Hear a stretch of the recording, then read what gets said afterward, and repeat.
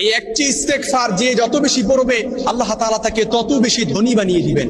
এটা আমার কথা নয়, কোরআন আল কারীমে আল্লাহ তাআলা লিপিবদ্ধ করেছেন, ফাকুল তুস্তাগফিরু রাব্বাকুম ইন্নাহু কানা গাফফারা ইউরসিলিস সামাআ আলাইকুম মিদরারা ওয়া ইউমদিদুকুম বিআমওয়ালিন ওয়া বানিনা ওয়া ইয়াজআল লাকুম জান্নাতিন ওয়া ইয়াজআল লাকুম আনহারা। কোন ব্যক্তি যখন ইস্তেগফার পড়বে, উঠতে বসতে চলতে ফিরতে, আল্লাহ তাআলা তার সম্পদে বারাকা দান করবেন, সন্তান সন্ততিতে বারাকা দান করবেন, ইজ্জত সম্মানে বারাকা দান করবেন। এজন্য যখনই উঠতে বসতে চলতে ফিরতে আপনি ইস্তেগফারটি পড়বেন, আল্লাহ তাআলা আপনাকে ধনী বানিয়ে দিবেন, যেটা আপনি কল্পনাও করতে পারবেন না। উসমান বিন যুন্নুরাইনের মতো বানিয়ে দিবেন, আব্দুর রহমান ইবনে আউফ রাদিয়াল্লাহু তাআলা আনহুর মতো আপনাকে ধনী বানিয়ে দিবেন।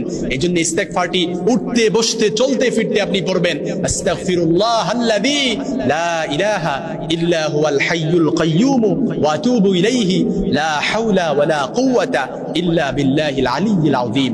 আস্তাগফিরুল্লাহ আপনি যখন ইস্তেগফারটি পড়লেন আর আল্লাহ তাআলা আপনাকে ধনী বানিয়ে দিলেন, এর থেকে বড় চাওয়া আর কোনো কিছু হতে পারে না।